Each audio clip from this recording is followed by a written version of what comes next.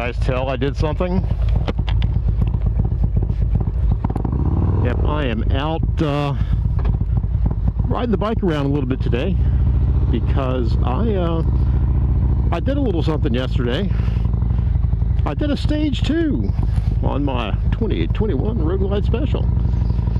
Now, for those of you that don't know what a stage 2 is, on a Harley, that involves moving to a high flow breather, putting in a cam of your choice, and replacing the head pipes and mufflers.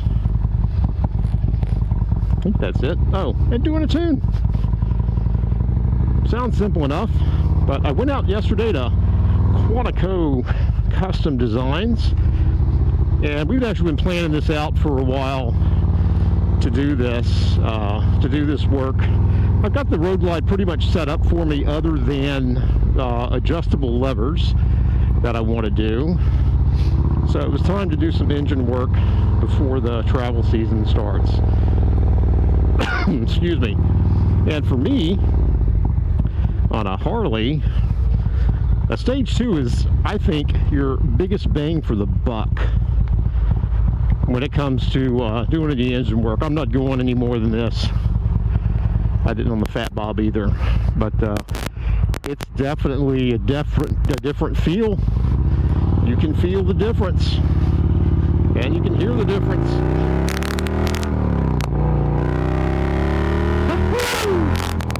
Hot damn! Yeah, buddy.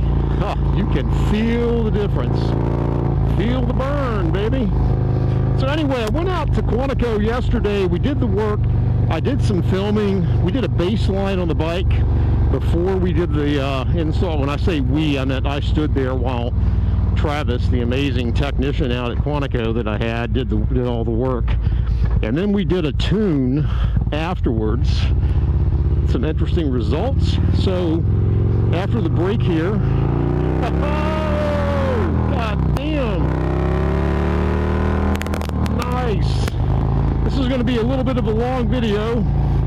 After the break, I'm going to go through the video of that dyno, the initial dyno, the work, and then we'll do a sound comparison before and after. Then I'm going to do a set down to talk with Ken, the general manager, or the president, owner, and general manager of Quantico Harley-Davidson and Quantico Custom Designs, and talk about just, you know, stage 2 work in general. Talk a little bit about the cam, because the cam I went with, I'm pretty sure most people probably haven't heard of. It's Jim's cam. It's actually in Axeo that Jim has developed, done some work on. Oh, it's a great cam. We'll talk a little bit about the backstory on that, and then go into the results that we got off the dyno with the tune. I used Techno Research as a tuner, and really opened the bike up. Holy cow. So you guys watch the intro, and then stick around. Hope you enjoy. Peace.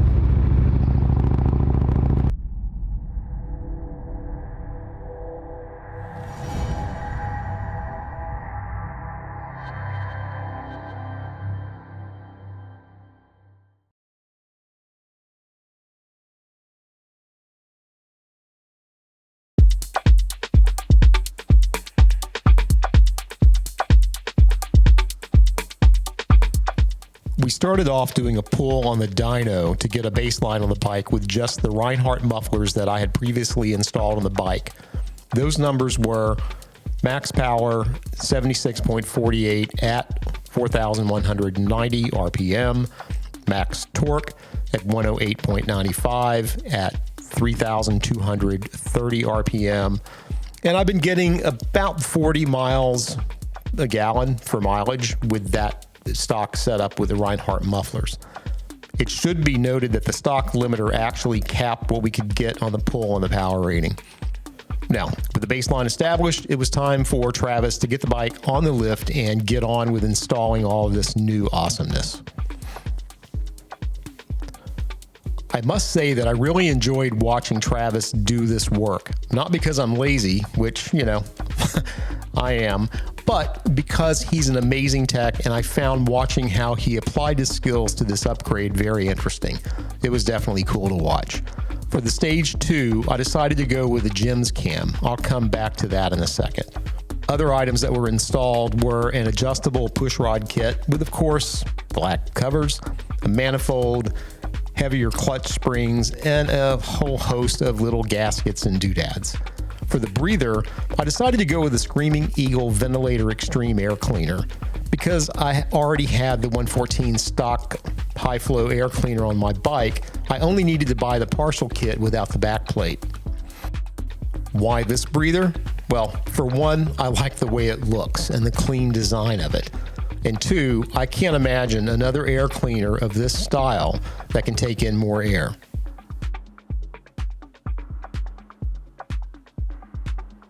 For now, let's talk about that Jim's 821E cam.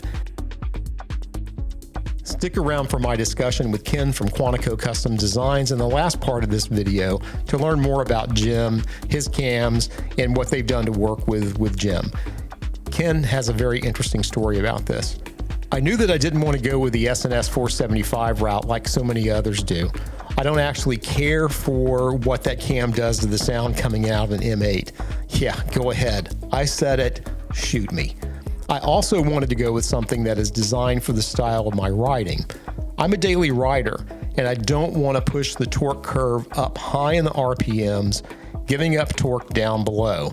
I want to keep the torque power down where I ride.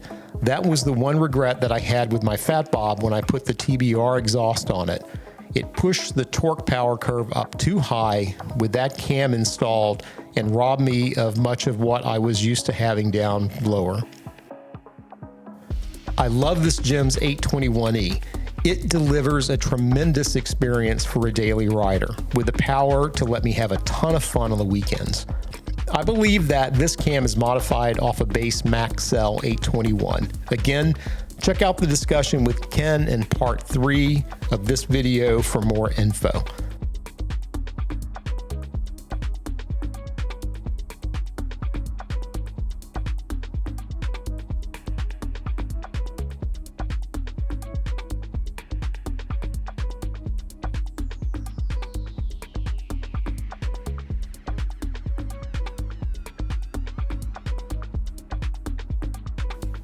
Lastly, I replaced the head pipes with a set of Chromeworks pipes and kept my Reinhardt 4.5-inch mufflers. I was originally going to go with the Reinhardt headers, but I decided to go with the Chromeworks to keep that stock exhaust look on the bike. Keeping the Reinhardt mufflers would cost me a bit on the final tuning, but we'll discuss that when I get to the tuning results. Once everything was put back together, it was time to get back on the dyno. This was my first time in the dyno room, and I gotta tell you, it will be my last. Holy shit, my hearing's bad enough, but that noise took it to a whole new level, even with ear protection.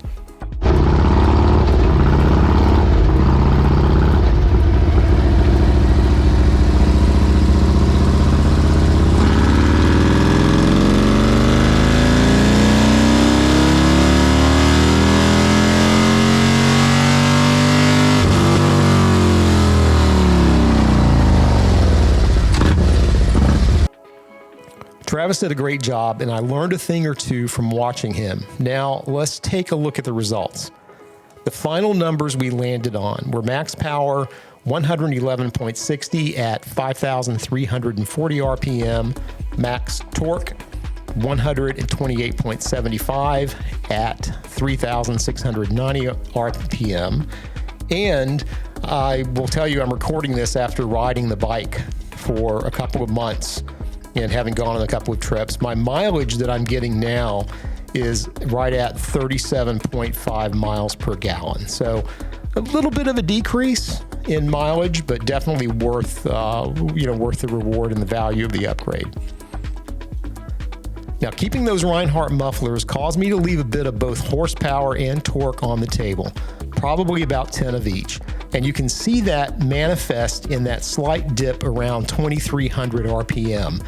That dip is because of a lack of back pressure from those mufflers. Do I feel that dip? To be totally honest, even though my mind initially told me that I did, no, I do not. The bike is a beast. You don't even notice that little dip.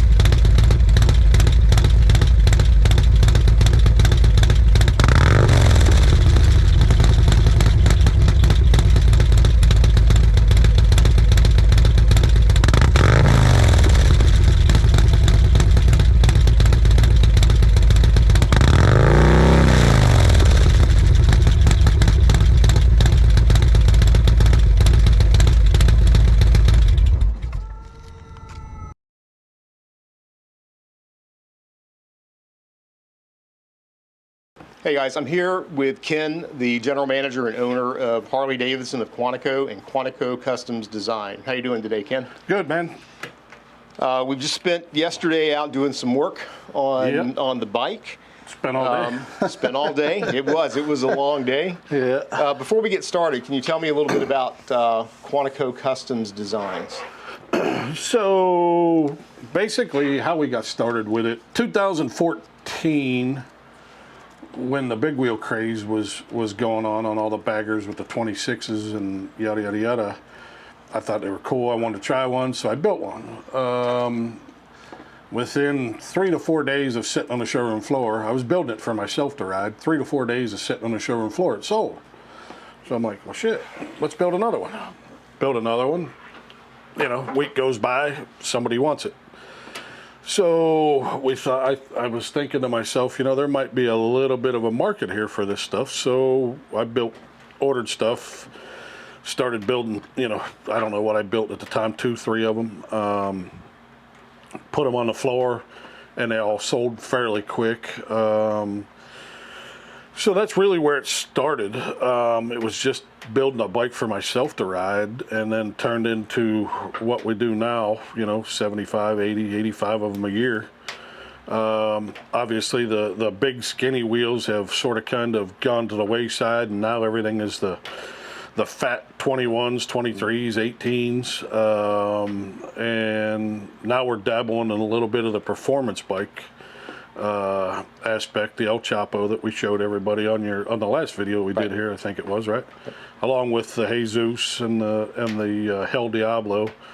So we're dabbling in some of that sport bike, performance bike kind of environment as well.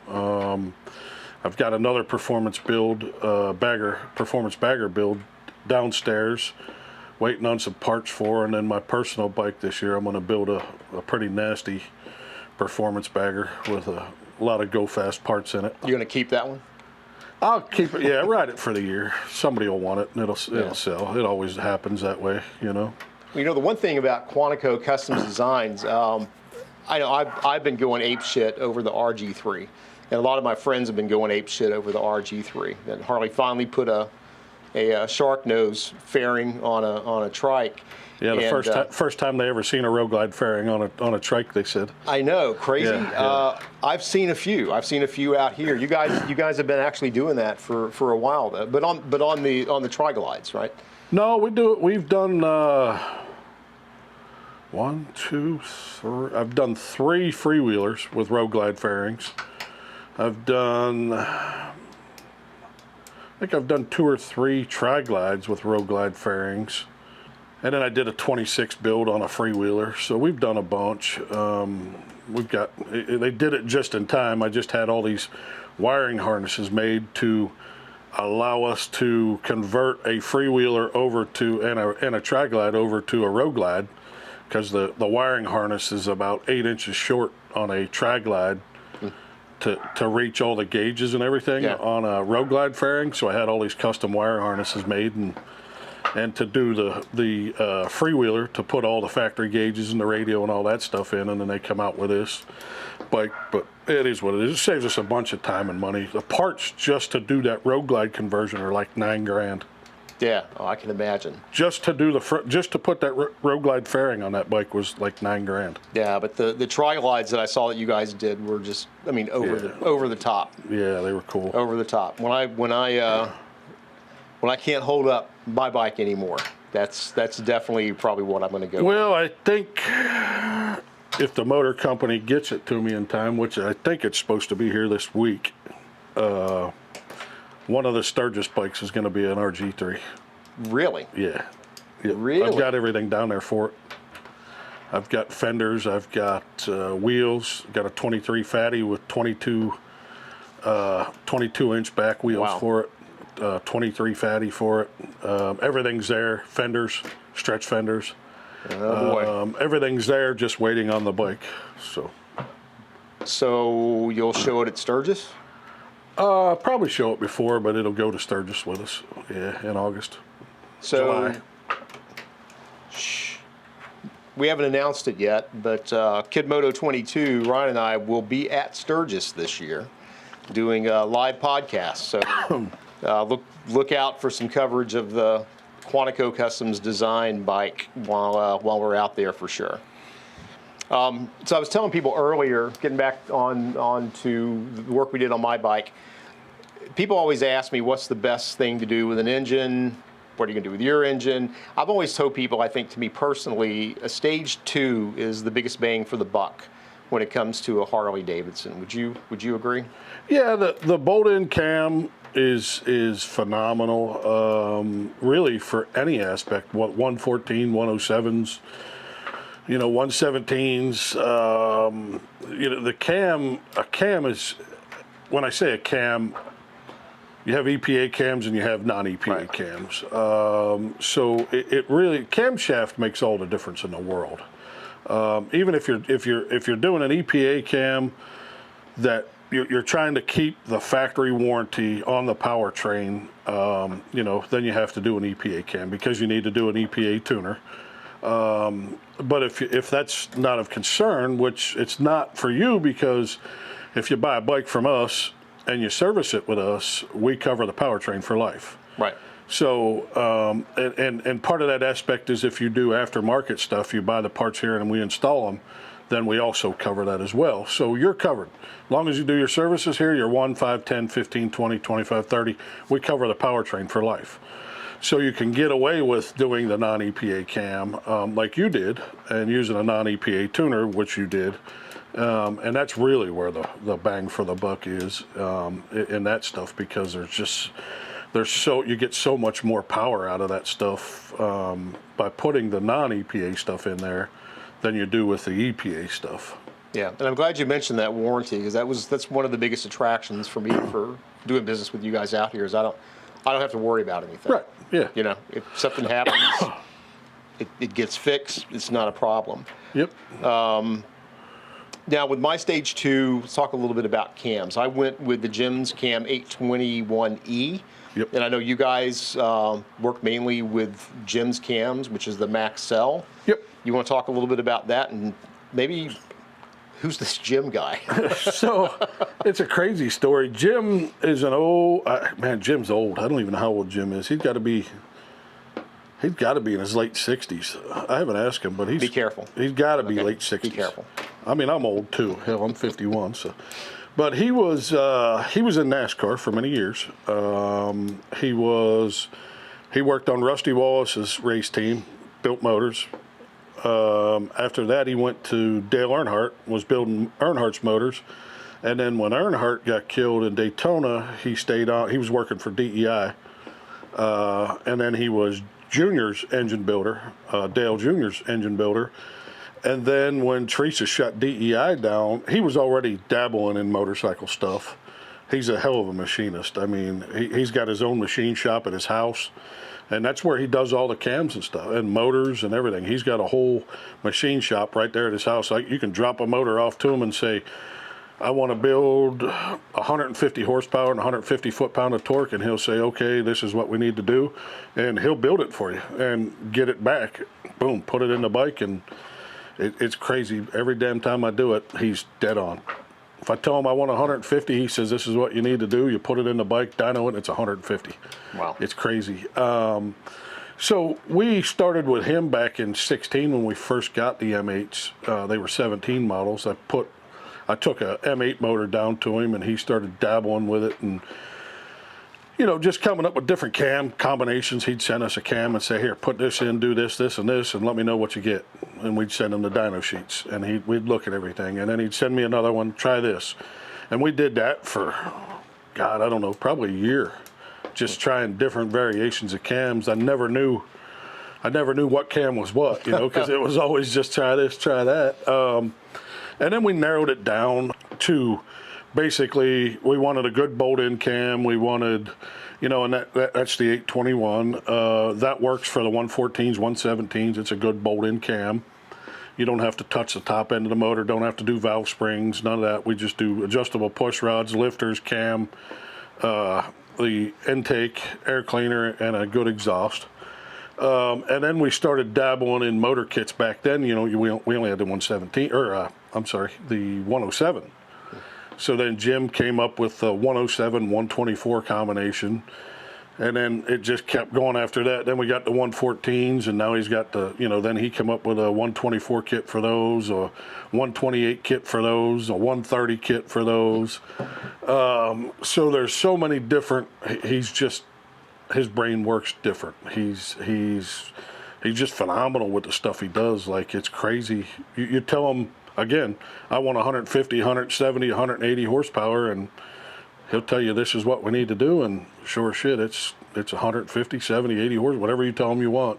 That's 9 out of 10 times it'll make exactly that if you do exactly what he tells you to do. So we've just had good luck with it, and man, I probably sell 821 cams. If I don't do 100, 150 of those a year, I don't do one. Wow. Yeah, it's crazy. Well, I know for me, the 821 was a really good fit because I ride my bike every day. It's my primary means of transportation. So, like when you and I were talking before, knowing that I was going for something that was consistent.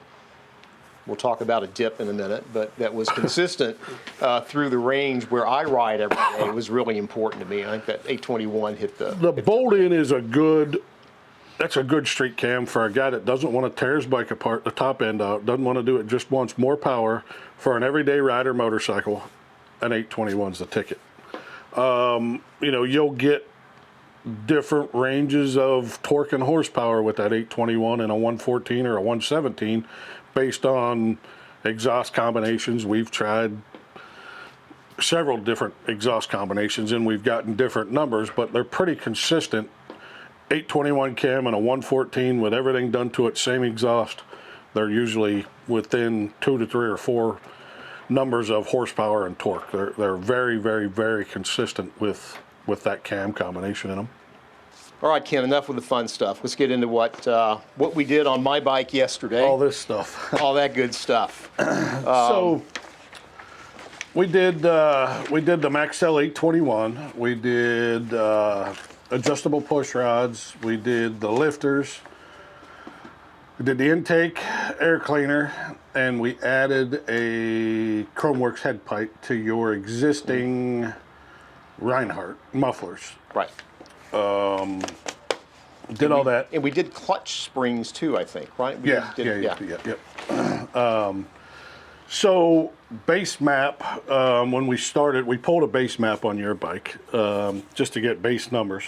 Your bike made 76 horsepower and 109 foot-pound of torque to the back wheel. We had a discussion about those mufflers prior, and we sort of kind of said, hey, those are pretty straight through mufflers. There's probably going to be a dip at around 2,000 RPMs. Right.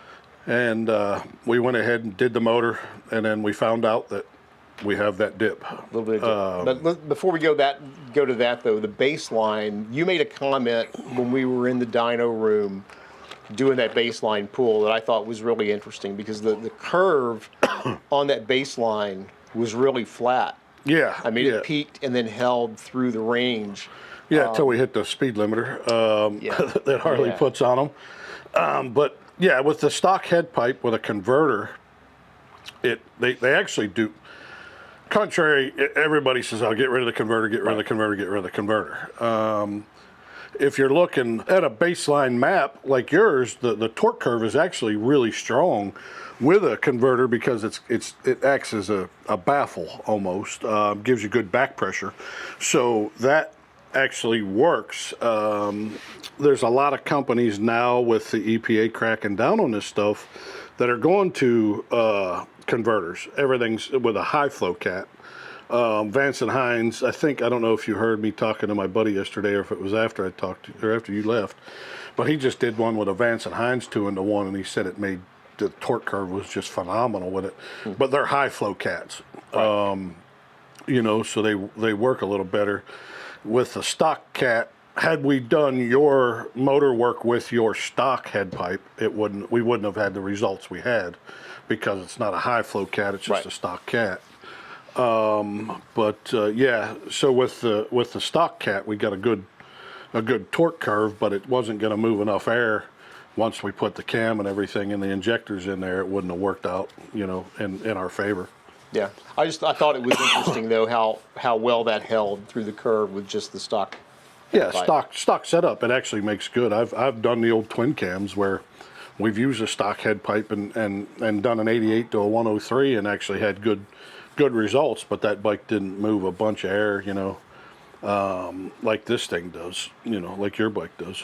Yep. But we yanked off those head pipes and put the chrome works on. Yeah, and once we did that, of course, you know, we did all that work. And then we went from 76 horsepower as stock to 111 horsepower is what your current situation is. And that thing made 109 foot-pounds of torque stock, and now it's 128 foot-pounds of torque. And you rode it home last night. I'll let you tell everybody what your opinion is. It was a beast. Yeah, it felt the bike was amazing. I mean, I got on it a little bit, hit Route 1 and then went over to 95 and was able to get it up. It's a hugely noticeable difference. Yeah, with the bike, you know. And I'm looking forward to my first trip out on the road, because I know one of the benefits of this is my bike should run cooler as well. Yep. Better, cooler. You know, which last summer I could have used it because, you know, we were dealing with 105 degree. That's the cat. Days, right. That's the catalytic converter being right there by pretty much at your ass. Yeah. It's like literally right there. It burns the shit out of your leg. You definitely feel it. So I'm looking forward to getting out and seeing what that's like on the road. But yeah, you're more air in, more air out, basically is what you did. You know, that's what you're accomplishing. By getting rid of the cat, putting a bigger cam in, and it's more air in, more air out. The bike's running efficient. The bike's tuned properly. Your air fuel values are correct. And you do all of those things, and that's where your torque and horsepower goes up. The bike runs better, runs cooler, runs more efficient. All those good things, because they are lean from the factory. Yeah. To meet EPA. Yeah. Well, and I will say that was my first experience in a dyno room with anybody. So watching Travis kind of work through everything was really interesting to see how he was able to get everything adjusted. You know, we worked a lot on the curve, or the dip, I guess. Well, what a lot of people don't understand is all those little cells that he was messing with up there when we were tuning it. That's your air fuel ratio. So each one of those boxes it's RPMs and throttle position. So you're measuring RPMs are here, throttle position is here. So you're 0 to 100 on the top side, and you're 0 to 6,000 on the left side. And each one of those boxes is RPMs and throttle position. And you're chasing that number. Basically what he's trying to do is get them AFVs in that 13 range, which will bring all those numbers. So now your bike starts running more efficient and it's tuned properly. And when that happens, that's when you get the good torque curve and your torque and horsepower numbers go up. So we don't chase this number. We don't chase that 111 horsepower and 128 foot-pound of torque. We're chasing the AFVs and trying to look at the graph. As you well know, yesterday we got a dip because of those mufflers, and we're just trying to bring that dip out. And when you tune that dip out to get that torque curve to be like it was when we initially did it, when your bike was stock, that's where your numbers, when you get that straight, your torque and horsepower numbers will follow that. Yeah, you know, and the dip's interesting because I've been seeing a lot over the last several months in some of the forums I belong to, where people are they're doing a stage 2, they're doing the dyno, and everybody's arguing about that dip, what it is, how to get it out. And when we were talking about it yesterday, it made perfect sense. You know, it's you're just not getting the back pressure early enough in that curve to hold it. And that's why your numbers when you bring that. Can they see I'm gonna take a picture and show it. So when you see that thing take off and it spikes, and then it has that dip, so basically it takes off and then it sort of kind of falls off. So now it's got to make up that difference. So you only have so much in that motorcycle, and when it drops like that, it affects this number because it's already started to go up, and then it falls off, and then it's got to make all that back up before it hits 5250. And every, doesn't matter what Harley, every motorcycle in the world, 5250 is where they cross. So from 0 to 5250, it's all torque. And from 5250 on, it's horsepower. And a lot of people don't understand that. You'll see here where it drops off, that's 5250, your torque's dying off and your horsepower is starting to take over. Makes a lot of sense. It doesn't, but yeah, it does. So yeah, I wish it would stay right through to 6,000 RPMs and we'd be golden. Right. Because I'll take all the torque you can give me. You know, the average person, you think about this, you think about every time you get on your motorcycle, especially a Harley. Now, sport bikes are a totally different animal. Metric bikes are a totally different animal because they rev to 13, 14, 15,000 RPMs. And if you've ridden any kind of metric bike and then you get on a Harley, you'll notice a difference. Harleys have more instantaneous seat of the pants power versus a metric bike. It takes a minute for those to get up there into the RPMs, and everybody talks horsepower, horsepower, horsepower. You can have all the horsepower you want. Give me all the torque in the world on a Harley and I'll spank your ass every time. Because from 0 to 5250, it's all torque. And how often do you ride your Harley at 5250 and above? Right. Yeah, I don't ever. The average person, unless they're screwing around, you don't ever see 5250. So the whole time you're riding that thing, you're riding in torque.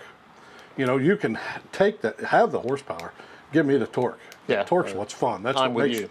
That's what makes your Harley fun is the torque. That seat of the pants kicking the ass when you whack on it, and it gets crazy on you. That's all torque. And you shift it at 3,500 RPMs. Right.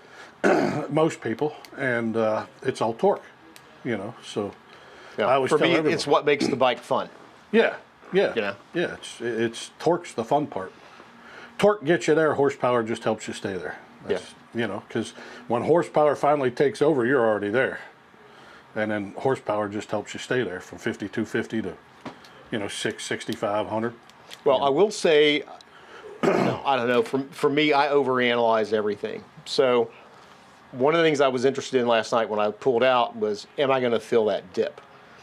And No. I did not feel the dip. No, because At it all. makes enough that it pulls right through the dip. You'd never even notice it. Yeah, there was nothing. I mean, I couldn't tell. At first, I was thinking, am I feeling it? Am I not? But I just kind of overthinking things. But So it hits the dip. It starts the dip at about 2250. The bottom of the dip is 2,500, then it's gone. So 250 RPMs. yeah, You'd really have to. I don't think you could overanalyze it enough to feel that seat of the pants. I didn't feel it. Because it just pulls right through. We want them to be as flat as can be when we're looking at it on paper. yeah, And sometimes we get into the habit of chasing that dip, and we'll spend way too much time chasing that dip, trying to get that thing flat, and we'll go ride the motorcycle with that dip in it, and you don't even notice it. You know, what was clear to me yesterday when we were in the dyno room and after we were done and Travis and I were looking at different profiles for different bikes, excuse me, that you guys had done, and it seemed like 100% of the time, if you're running a 2-into-2, you're going to have a little bit of a dip. Yeah. If you want to get rid of the dip, you really not just make sure you've got back pressure from the mufflers, but you need to go to a 2-into-1. Yeah, 2-in-1 Thunderheader. We very seldom do we see the dip.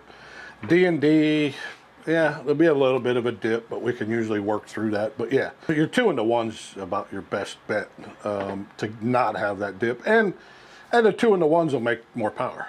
You know, yours, for example, 130s on torque, 120s on horsepower with a Thunderheader. With the same combination, with just a Thunderheader versus your setup, you'd be 120s on horsepower, 130s on torque. You know, we've done hundreds of them. And could probably hit that if I swapped out the Reinhardts for... Yeah, like Chromeworks with the baffle. Yeah, you get rid of that dip. And that's basically all you need to do is get rid of that dip, and it doesn't have to recover, so it'll stay up there longer and make better numbers through that 5250. Yeah, very cool. Yep. Well, Ken, thanks a lot, man. I appreciate that's it. Setting down. What more you want to do? That was easy. Yeah. I thought it was going to be more painful. No, it's always a pleasure coming out and working with you guys. And what I really love about what you have running here is you can pop in, talk to Arlie, talk to Don, talk to anybody, and say, hey, I'm thinking about doing something. What do you think? And you get no nonsense discussion. Yeah, I mean, there's no bullshit there. Yeah. I mean, the numbers are there. We do it every day. Parts guys, service guys, we all, I mean, pretty much most, myself, we're all involved in it every day, so we know what's going on, and anytime there's any change, Jim's good about telling us, hey, I'm going to change this up, we should try this, and we'll try it, and sometimes we go, yeah, it works good, and other times we go, nah, it's not for us. Yeah. So we try to keep it, we tried to simplify it, I guess, if you will, to make it shouldn't be rocket science. This is a good bolt-in cam, this is a good 124, this is a good 128, this is a good 131. This is a good cam for the 131s. We have a couple different variations of cam. I've got 3 different ones that I run for the 131s. 2 mainly, it's 837, 839. 837's a good cam for the average guy. But if you want to get a little crazier, and we've taken the balancers out of the 131s, grooved welded the flywheels, balanced the flywheels, and do an 839 and a 131. I've got a Road Glide out there that makes 173 torque and 171 horsepower to the back wheel. Jesus Christ. And he's got 40,000 miles on it. Wow. He's got 40,000 miles on the motor at 170 horsepower and torque. So keeping it simple works. It's not rocket science. So you keep it simple, it works, and everybody, you knew what you wanted. You come in, this is what I want. Okay, yeah, it's perfect. Well, and I think, again, to speak about the team that you have here, even though I thought I knew what I wanted, they knew me well enough to say, hey, Dave, I think I know where you're going, but you're not going to like this for this reason. I think what you want to do is maybe go this direction on something. And that's always appreciative, because I don't know, we've all been in business forever, and you don't get that kind of relationship or interaction with people everywhere. It takes a special breed to and that's just those guys know you. They try to know our customers, and knowing your customer, what he does with his motorcycle is a big thing. I've turned many a guys that said they wanted to do this, and I look at them and I'm like, but that's not the way you ride your motorcycle. And after a half hour, 45-minute, hour conversation, they go, yeah, you know what? I think maybe you're right. Yeah, let's go that route, because it makes more sense. It's what we do every day. And once you do it every day and you get to know your customer, and you know how he rides his motorcycle, and you know what he's doing with his motorcycle. For you, for example, I mean, we know you get your ass on it, you like to go. You don't need to be on a 124, a 131, or, Right. you know, it's just not what you want. You want a 114, what you have. You want to put a little more power to it, so when you load it down with all your crap and you take off across, you know, to Sturgis or wherever, the bike's going to run and run well. And you'll be surprised when you load that thing down that you're not even going to notice that you got all that stuff on it, you know, going in it. I can't wait. Yeah, it'll be a fun ride, I promise you. And you get out in the mountains. I rode Sturgis last year, same motor combination in my bike, except for with a D&D 2-in-1 on it. And yeah, you'll love it. I promise you. Yeah, it's going to be not so much just around here, but when you get in the mountains is when you really notice it, because you're not downshifting all the time, upshifting, sure. downshifting. I mean, you can roll up on them big hills 70, 80 mile an hour and never downshift and hold your speed the whole way up the mountains. It's crazy. Well, I'll be tagging you guys on Instagram for sure. Yeah. When that is. Well, Ken, thanks so much. I appreciate the time and as always for working with me and taking care of the bike. You guys are the only ones I trust my bike with, and you know, for good reason. Yeah. Yep. Anybody who wants to do any of that stuff, just give us a shout. We have it in stock. We can send it. We can install it. You know, we keep these 821s. I think I've got 20 of them on order right now. Actually, yours was the last one that we had in stock. We're waiting on some more to come. So, but we should have those. I think he said later on this week or the beginning of next week. So, I normally keep 20 in stock, but he was behind the 8 ball, so we run out. And I called him the other day and I said, "Buddy, we're out." I said, so. He's working on them. We usually keep 15 to 20 of them in stock all the time. Well, it just means you guys are cranking through bikes right now. So yeah, we do. Dude, I'm telling you, if I don't do 100 of those 821s a year, I don't do one. You know, it's crazy. It's as you've seen, Travis has got it pretty well down. You put him on it and let him focus on it. He's sharp, man. I can't believe how quickly he got through all that stuff yesterday. Yeah, he's very, you know, but he's done so many of them. Yeah, you know. And he's super quiet. I don't know if that's because I had the camera going, or if he's usually a super quiet guy. He just puts his head down and works. I mean, he's been, when you think about it,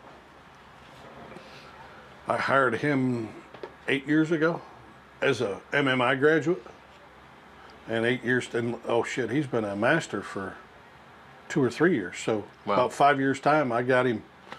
He blew through all his classes, sent him to Milwaukee to all his classes, aced his classes 100%, every class.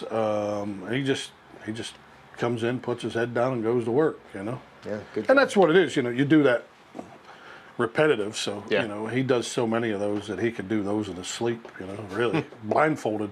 He could do that, I'm sure. Well, I'm glad he wasn't wearing a blindfold yesterday. No, we don't make a habit of doing that, but I'm sure he could do it. He's just done so many of them, you know.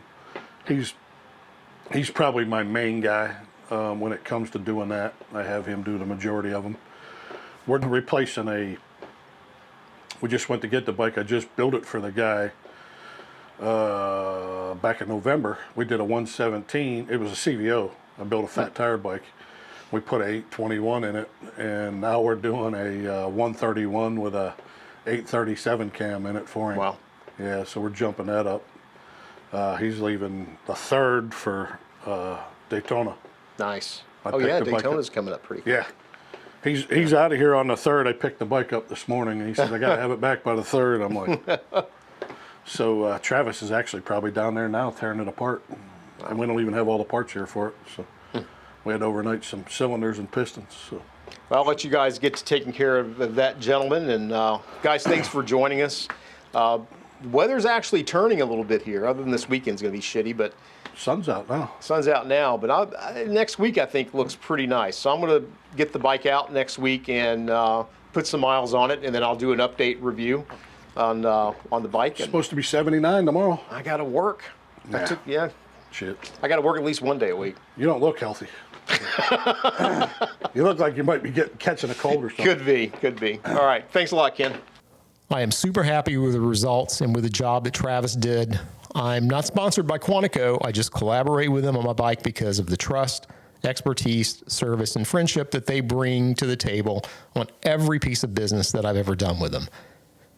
To be honest, they know me better than I know myself. There's been more than a couple of times where they could have straight up sold me what I was asking for, but instead, They steered me in a better direction for me and my riding style. Putting the customer first is always a good sign when doing business with someone. Whether you're looking to have some custom work done on your bike or you're interested in buying something new, Harley-Davidson of Quantico is the place to go. Hit up Matt Mitchell to get started and tell him that Percy sent you. It might not get you anything, but it's better than saying, hey, I saw some YouTuber talking about you guys. Take it easy. Peace.